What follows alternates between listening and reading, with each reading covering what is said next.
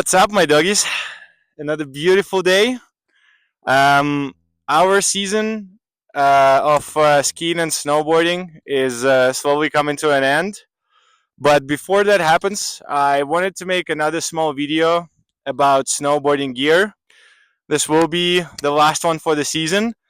And I basically just wanted to talk a little bit more about what are some of the key differences between an all mountain snowboard versus a powder snowboard.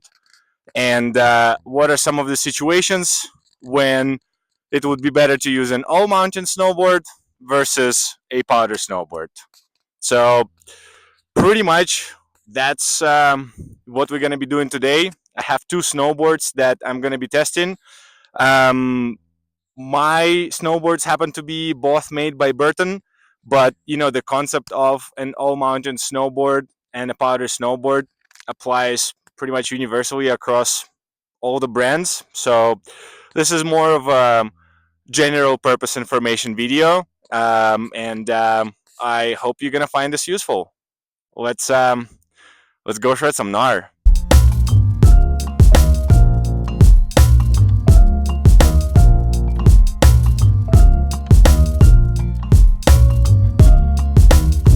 So here on the left, I have my Burton Custom X in 162 wide, which is considered to be an all-mountain snowboard. And on the right, I have my Burton Moon Buggy in 168, which is considered to be a powder snowboard. I decided to start with my Burton Custom X. Look at that. Some good views here today. And yeah, let's do a few runs. Basically, you would want to have an all-mountain snowboard for, well, pretty much the type of terrain that I am riding right now. Just to clarify, an all-mountain board, like for example the one that I have here with me today, the Burton Custom X, is pretty much perfect for non-heavy snowpack conditions. Right, so if there's not like a lot of soft or wet powder depending on where you are in the world, and if you're mostly riding some groomers or something that's very close to groomers in terms of terrain, maybe a little bit of park, a little bit of like easy side country, but no heavy off-roading.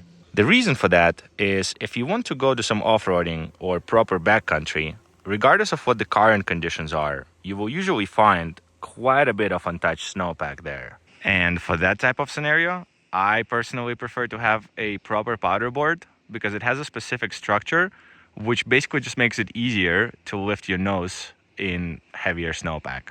Right now, pretty much anywhere on this mountain, you will not find any sort of heavy snowpack because it's end of the season. So as you can see here, there's definitely some snow and it's slushy, but because there's not a lot of it, you really don't need a powder board in my opinion. An all-mountain snowboard also usually does pretty well in icy conditions, just because it's a little bit easier to curve with the twin flex there.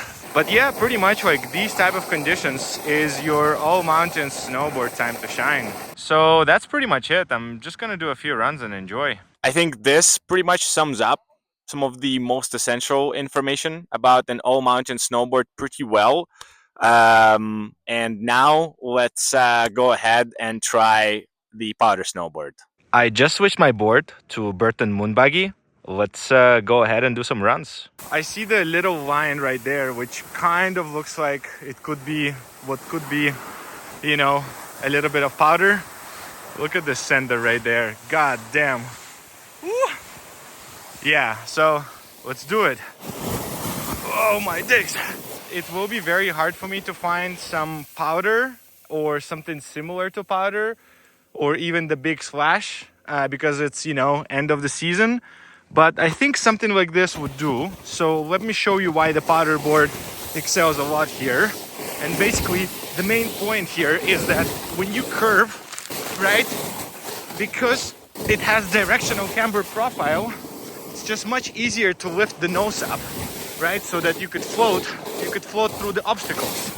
And then the second thing is that the powder board is usually a little bit longer than a traditional all-mountain board, which also makes it a little bit easier to ride in anything that's essentially, you know, kind of like a heavy-ish type of snowpack.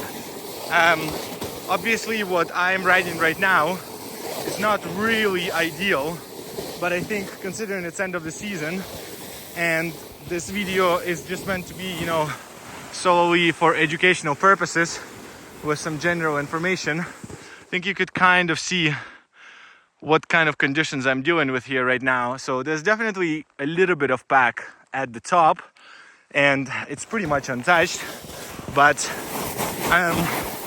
that also, you know, still would not be considered any sort of, you know, proper powder environment by any means. But I hope that you get the idea here.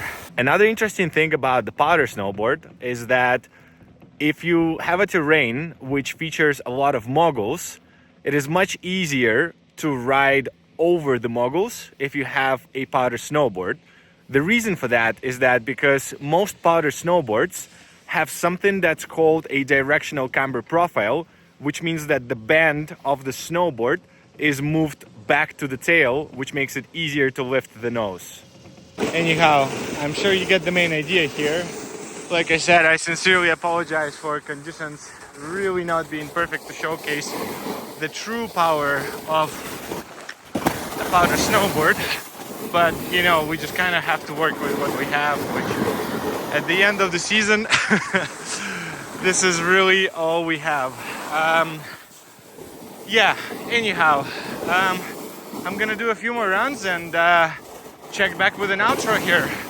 Watch this jump. Woo! That was pretty sick. And here we go. I think this pretty much sums up the most essential information about the powder snowboard. With that, I think I'm going to end it here. Like I said, I just wanted to keep it short and sweet and just do one more gear related video as the season is approaching its end. I hope that some of you find this information useful. If not for this season, then for all the future seasons. Um, and yeah, thank you so much for sticking around. Let me know what you think about my input in the comments. I would love to hear your ideas. Um, as usual, vibes made.